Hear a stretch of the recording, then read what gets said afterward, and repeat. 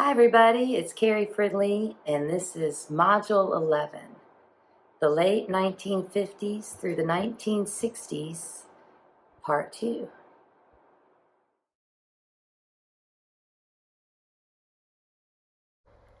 In 1959, Miles Davis and a cohort consisting of the biggest names in jazz recorded and released what is regarded by many to be the most significant album in the history of jazz.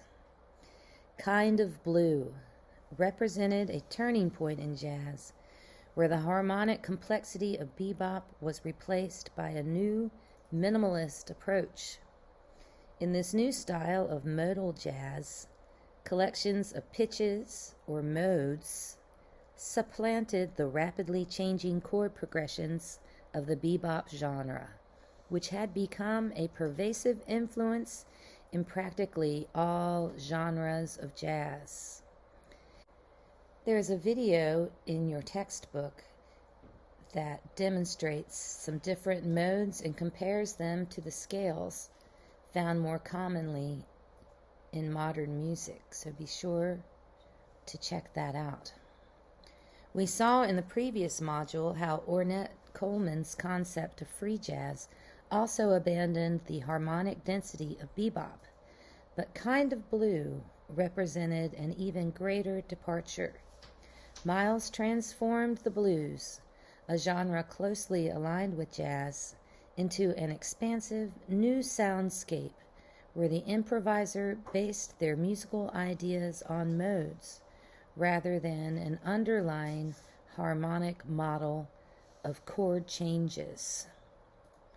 Harmonically, this was a more static music with only one chord being held for a lengthy duration of several measures at a time. Each chord is aligned with a mode. The soloist restricted to this series of pitches. Rather than falling into stock patterns and licks built on harmonies and their various extensions, the improviser is forced to develop a new creative method. These harmonic and modal restrictions result in an increased attention to melodic development, where simple musical ideas are created above a single sound. One can hear this on the album's final track, Flamenco Sketches, where 5 distinct sections are each marked by a chord aligned with a distinct mode or set of pitches. The gentle bass and piano line, which opens the track, provides a recurring musical motive in each of the 5 sections. Poignant vignettes of each of the soloists explore with a transcendent awareness. Listen to Flamenco Sketches. The link is listed in your textbook.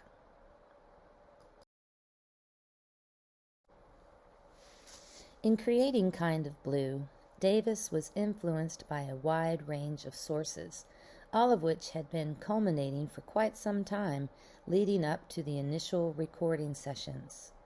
First, Miles was spellbound by the simple interlocking rhythms of the traditional African mbira, which is a thumb piano, an instrument he had heard after attending performances by the traditional Guinean music and dance troupe Les Ballets Africains. Additionally, Miles had become fascinated with another exotic music, the sounds of Spanish music. In the 4th section of Flamenco Sketches, we hear this influence, notably in Miles's solo, which starts at 1 minute 10 seconds in. Miles would continue to explore this genre in his album Sketches of Spain, recorded later that year with his longtime collaborator Gil Evans. We learned about him in Module 8. Less of a traditional jazz album and more of an extended orchestral tone poem which fused elements of jazz, Spanish music, and classical music, Sketches of Spain was also a successful record for Miles, establishing him as a versatile performer in a variety of musical idioms.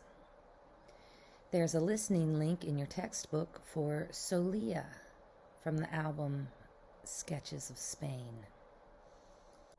While these global influences are felt in Davis's music from the late 1950s, it was his conscious focus on modes rather than traditional scales, which led to the development of a new sound. Indeed, Kind of Blue is one of the freest sounding records in jazz, yet it is tightly bound by Miles's specific directives to the musicians to play only within a single mode over certain sections within the larger musical structure of each song. Yet Miles knew this limitation opened a world of options for the improviser.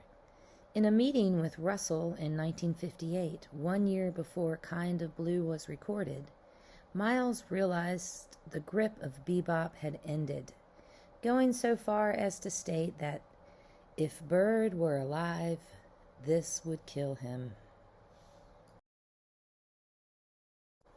It should be noted, however, that two additional factors greatly contributed to the success of Kind of Blue. The first of these is Miles's allegiance to the blues, a genre as old as jazz itself. Two of the tracks on the album, Freddie Freeloader and All Blues, are based on the traditional blues form, albeit with significant alterations. Freddie Freeloader is unique in that it is the only track on the album to feature pianist Wynton Kelly, seen here, who Miles and Evans both felt was a more fitting choice for a more traditional interpretation of the blues sound. You can listen to Freddie the Freeloader by clicking the link in your textbook or by finding it on YouTube or on the internet. Pianist Bill Evans, whom we met in Module 9, who also composed Blue in Green, a song for the album, a composition often erroneously attributed to Davis. Bill Evans provides a distinctly impressionistic flavor to the opening of All Blues, with a hypnotically undulating piano trill, a mysterious invitation to Miles's transformation of the traditional blues genre. Be sure to listen to All Blues and also Blue in Green. The links are provided in your textbook. Evans' unique approach is indicative of what is perhaps the greatest reason for the album's success, the musicians themselves. Each of the performers was a respected jazz master in their own accord at the time of Kind of Blue's release. We have already discussed Bill Evans and John Coltrane in previous modules, and we will discuss Coltrane's own prolific achievements in greater detail later in this module. Additionally, alto saxophonist and composer Cannonball Adderley provided a distinct sound to Kind of Blue.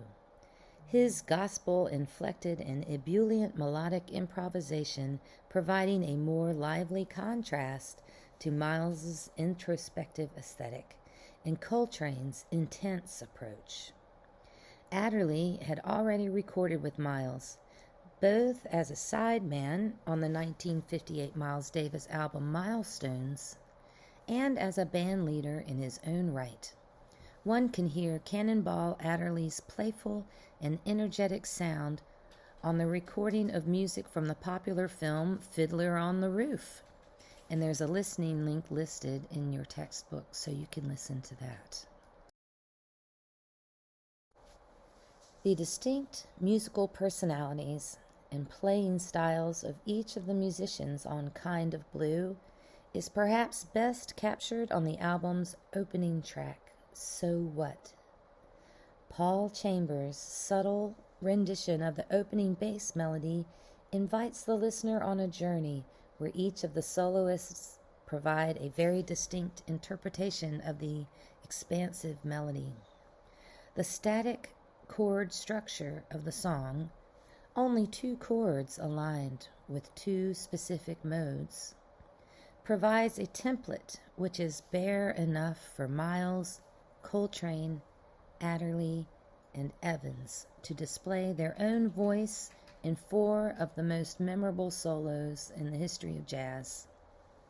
Drummer Jimmy Cobb provides a cool wash of sound with his unrelenting yet delicate cymbal playing. Listen to So What, the opening track from Kind of Blue, and there's a link in your textbook. It would be difficult to select a record that defines jazz, a genre which is multifaceted and diverse in its many styles and individual voices. However, Kind of Blue, with its syncretic mix of West African, Spanish, and American sounds, stands out as one of the most likely candidates for the record which epitomizes jazz. The unparalleled popularity of Kind of Blue lies in its timeless quality, as it simultaneously evokes the past, with its deeply rooted tradition in the blues, while looking to the future with a direct and intimate sound. Davis could have rested on the laurels of this album alone and still been heralded as one of the greatest voices in American music. However, this jazz veteran was never one to look back and would embark on an equally innovative phase in his career for much of the 1960s, forming his next great ensemble, the Second Quintet. Here we see a photo taken during the Kind of Blue recording sessions. The performers from left to right are John Coltrane, Cannonball Adderley, Miles Davis, and Bill Evans. The Second Quintet.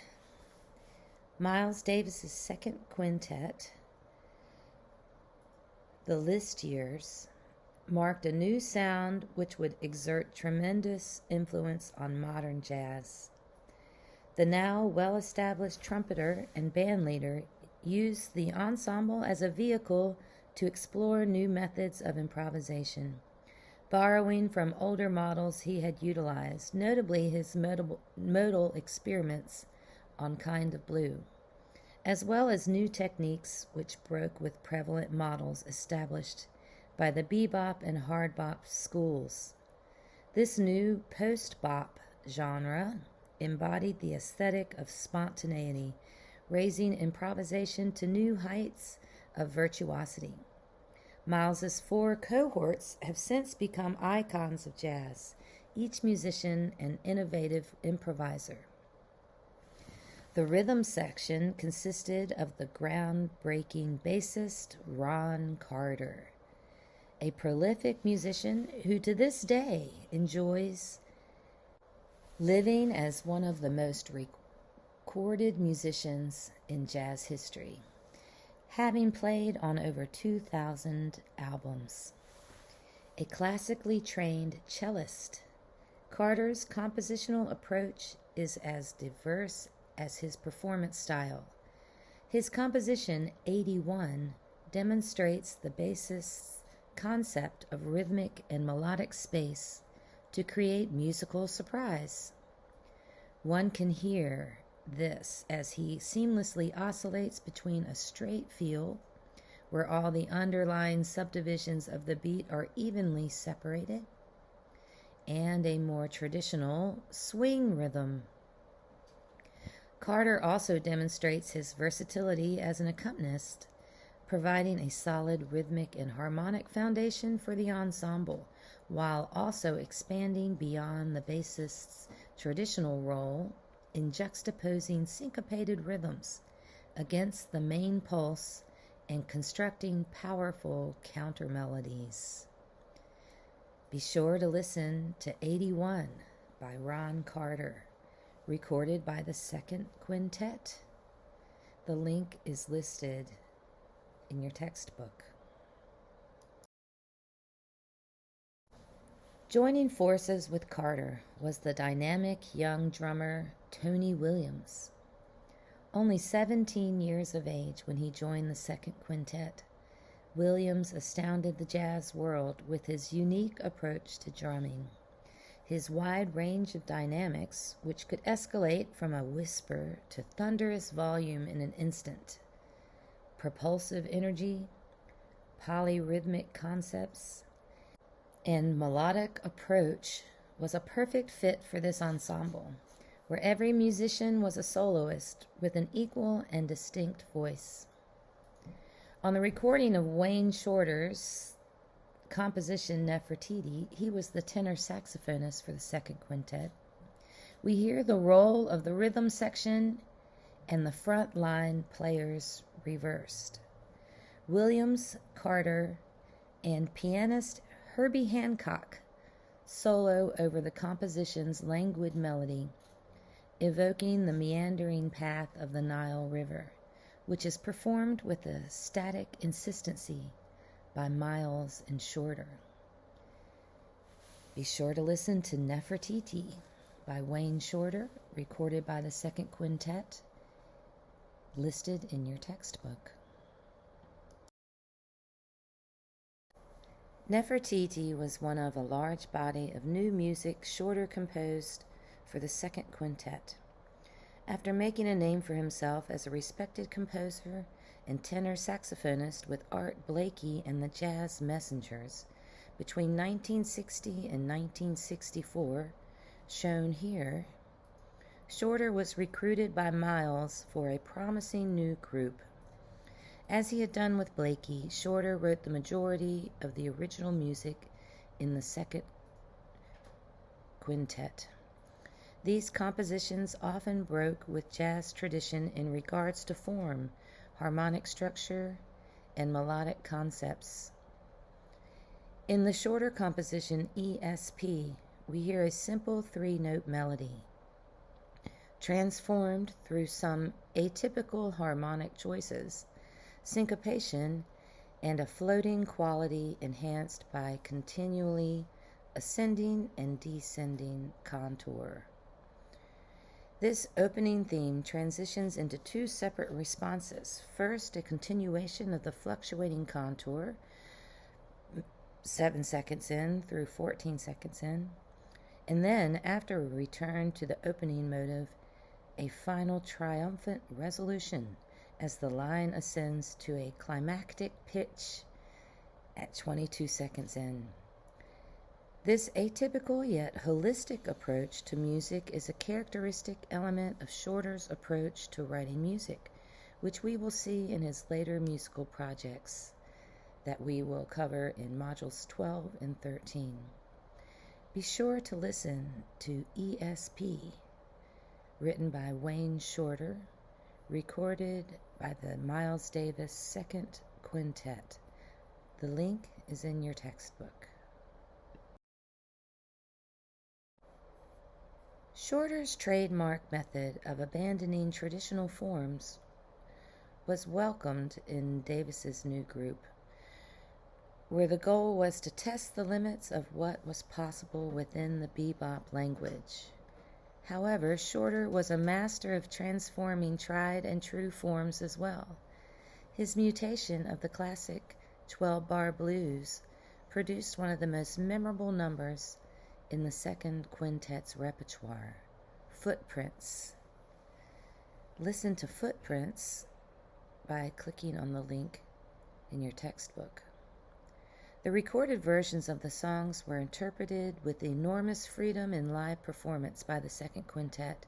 One only has to compare the following performance of Footprints from 1967 with the studio recording to hear how deeply embedded the improvisational aesthetic was for this ensemble. The link is in your textbook.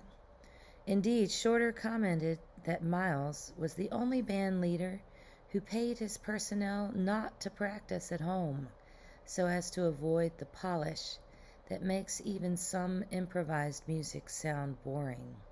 He always wanted it fresh.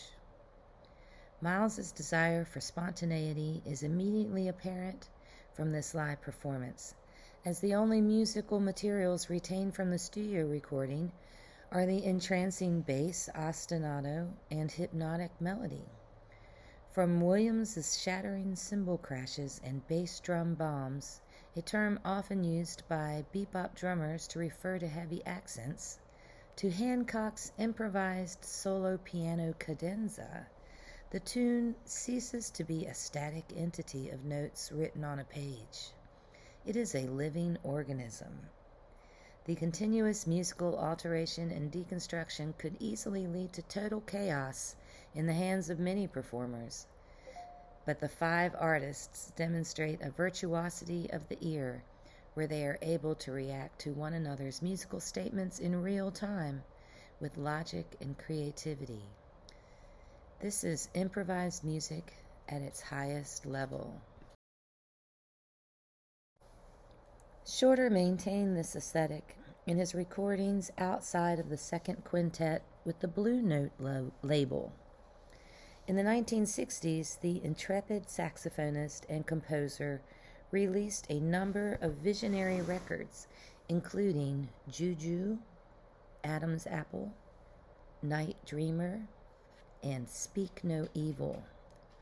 The latter is especially indicative of Shorter's obsession with science fiction and fantasy, with tracks like Fee Fi Fo Fum and Witch Hunt, evoking fairy tale landscapes. The title track combines the tightly knit arrangements of the hard bop aesthetic with the liberated approach of the post-bop school. Binding these two styles together is an overarching attention to storytelling, where each track of the album serves a narrative function in a collection of music that is less a jazz album and more akin to a symphonic suite, each track providing a distinctive character and mood in the larger framework of the album as a whole. There's a listening link for Speak No Evil by Wayne Shorter listed in your textbook, or you can look it up on YouTube.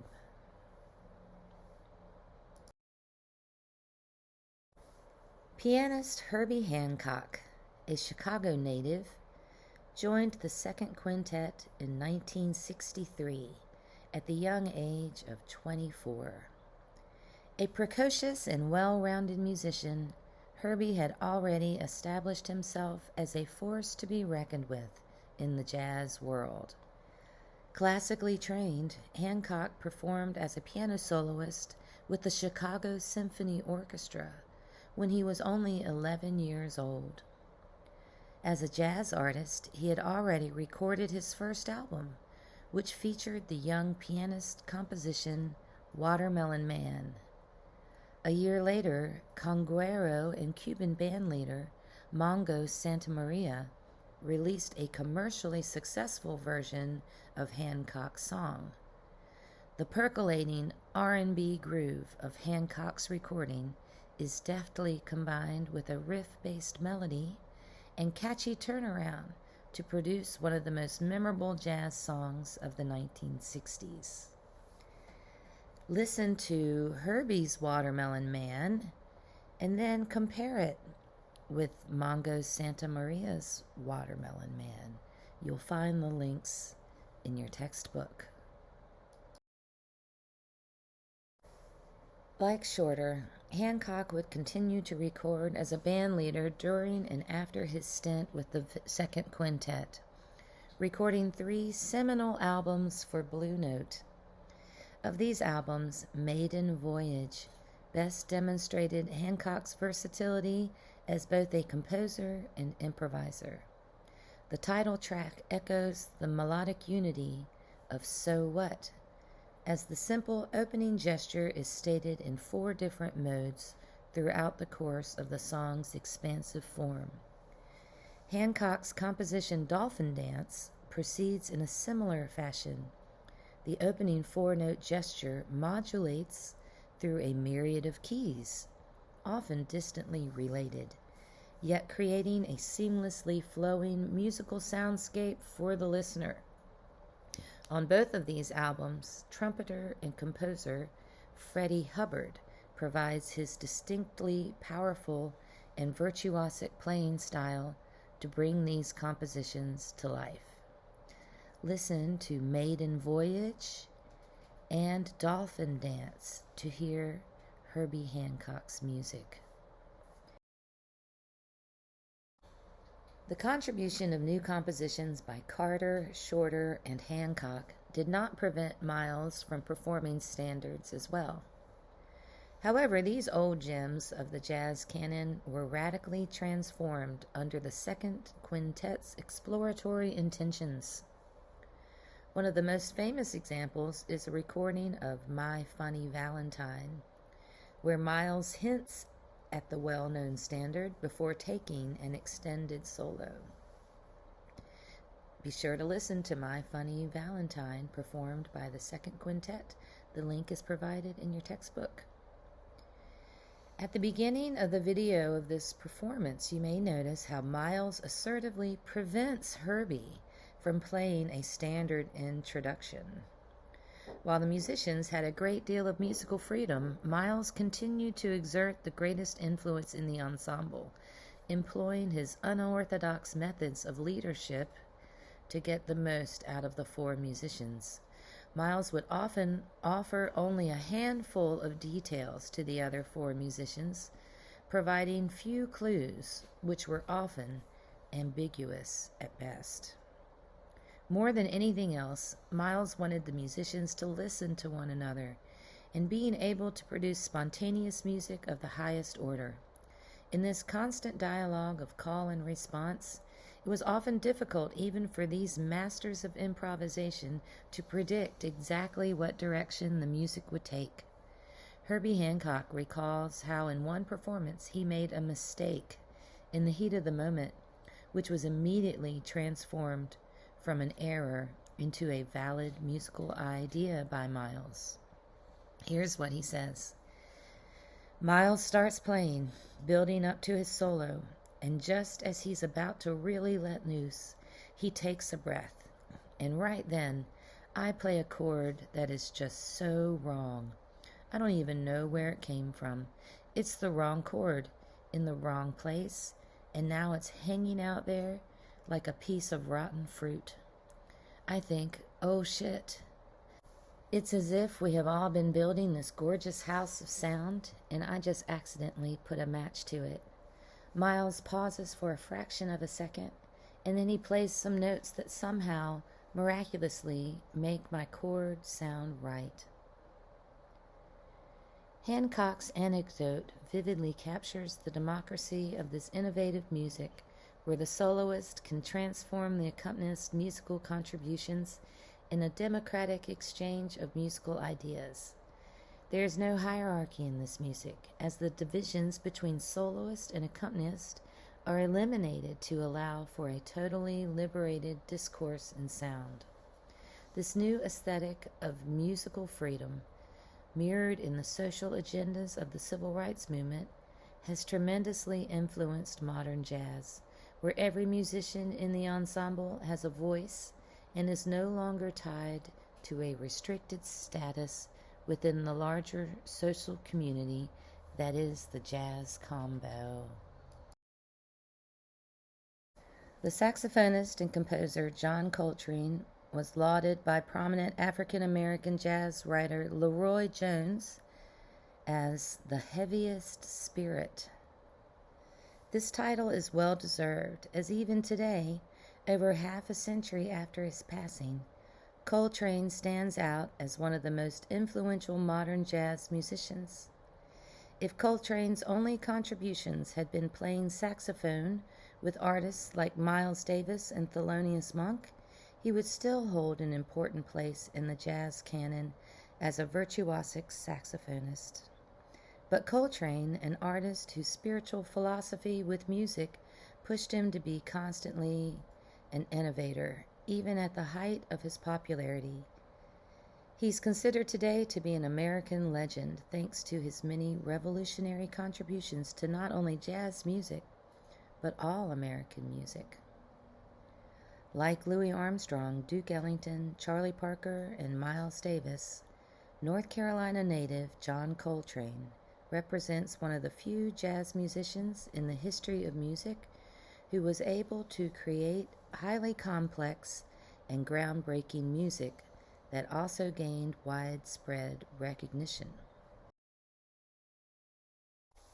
Within a span of 12 years from his tenure as the tenor saxophonist in Miles Davis' first quintet, beginning in 1955, to his tragically early death in 1967, Coltrane radically altered modern American music. Along with Miles Davis on the album Kind of Blue, Coltrane was one of the first jazz musicians to play in the modal jazz style. However, Coltrane continued to explore this style more in depth well after many other players had abandoned the ideas of modal playing. While other Kind of Blue alums like Miles Davis and Bill Evans were creating and performing more harmonically sophisticated music, Coltrane opted for music where the harmony was more static, often featuring a single chord or even a single drone note for harmony. The use of a drone note was not accidental, but rather the result of Coltrane's study of classical Indian music.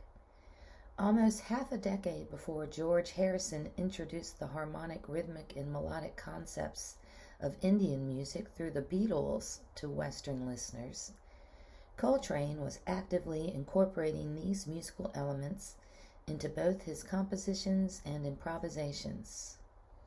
The track India features Coltrane along with Eric Dolphy, remember him from Module 10? Performing extended and exploratory solos rooted in a combination of modal jazz, free jazz, and the musical scales, inflections, and melodic patterns of classical Indian music.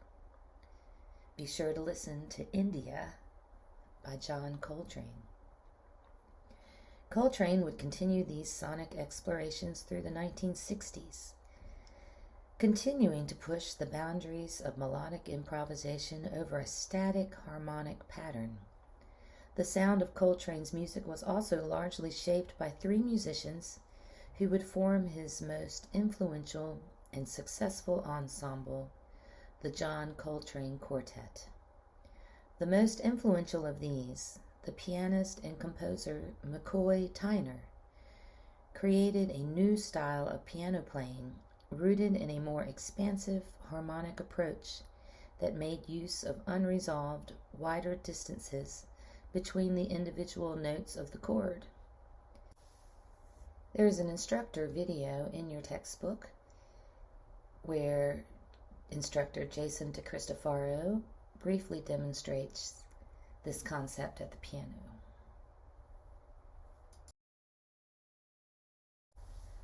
Here we see John Coltrane working with McCoy Tyner at the piano with his compositions. The other two members of Coltrane's rhythm section, drummer Elvin Jones and bassist Jimmy Garrison, also significantly added to the unique sound of the group. Jones's polyrhythmic, melodic, and often powerful drumming provided a fiery catalyst to Coltrane's energetic and extended improvisations, while Garrison's ability to transition between a more static drone part and more complex counter melodies on the bass complemented the dynamic interactions within the ensemble.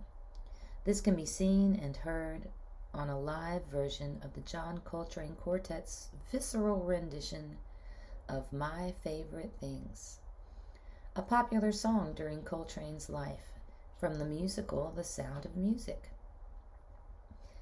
Listen to My Favorite Things as performed by the John Coltrane Quartet. The link is in your textbook.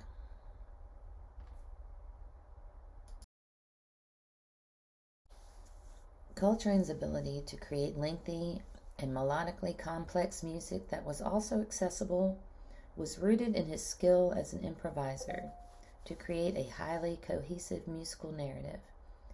Often his solos, even when they lasted from anywhere from 5 to 15 minutes in length, were centered around a motive, or a short musical idea that acts as a repetitive theme. One of the most famous motives composed by Coltrane was a 4-note motive used in the opening movement of his 4-movement jazz album, A Love Supreme. This motive is first introduced by the bass, shortly following the opening of the piece, and is later played by Coltrane after an extended solo around 4-minute 55 on the recording from the album. Near the end of the movement, Coltrane chants the lyrics, A Love Supreme, to the 4-note motive, creating a sense of unity in a work marked prominently by exploratory improvisation. There's a listening link, and it's called Acknowledgement, Movement 1 from A Love Supreme by the John Coltrane Quartet. You can find it in your textbook. A devoutly spiritual person, Coltrane described the message of A Love Supreme as deep gratitude to God in his liner notes. The spiritual implications of Coltrane's music are still observed by many of his fans years after his death. In fact, John Coltrane is the only jazz musician to have a church named after him, the Church of John Coltrane in San Francisco, California. Affiliated with the African Orthodox Church, the Church of John Coltrane recognizes Coltrane as not just a revolutionary musician, but also a saint. Here is an image from the Church of John Coltrane in San Francisco. When A Love Supreme was released in January of 1965, Coltrane was the second highest paid musician in jazz, only behind Miles Davis. And the album would go on to sell 500,000 copies by 1970. However, John Coltrane's career represents the trials and tribulations of not only many jazz musicians, but many artists. While he is considered one of the most significant jazz musicians in history and is revered by millions of listeners today, John Coltrane's desire to push musical boundaries and artistically experiment caused him to alienate many of his fans at different points throughout his career. But Coltrane, like many musicians and artists in all genres and mediums before him, and today still, was committed first and foremost to his art, even if it meant a decline in popularity. Glossary. Blue Note, record label in the 1950s and 60s, which produced several important jazz albums.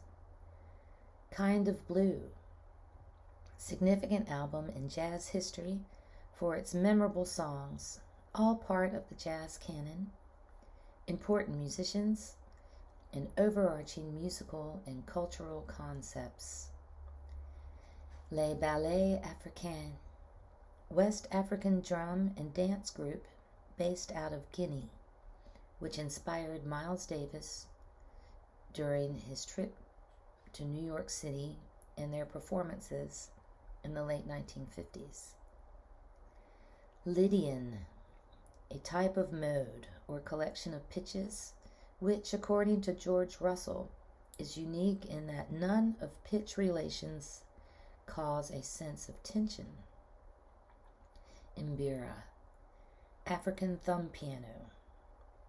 Modal jazz, a style of jazz where the musicians, based on their improvisations off a mode, collection of pitches, over a static harmony.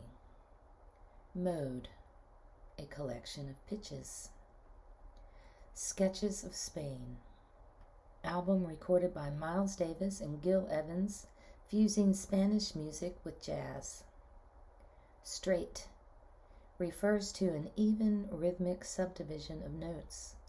This is different than the traditional swing rhythm we hear in jazz and is more characteristic of rock and roll and R&B. Significant people. George Russell, music theorist. Wynton Kelly, pianist. Cannonball Adderley, alto saxophonist and composer. Jimmy Cobb, drummer. Wayne Shorter, saxophonist and composer. Herbie Hancock, pianist and composer. Freddie Hubbard, trumpeter.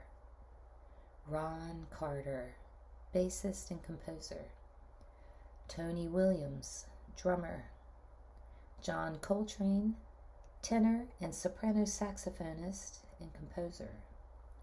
McCoy Tyner, pianist. Elvin Jones, drummer. And Jimmy Garrison, bassist. Thanks for watching, everybody. We'll see you next time.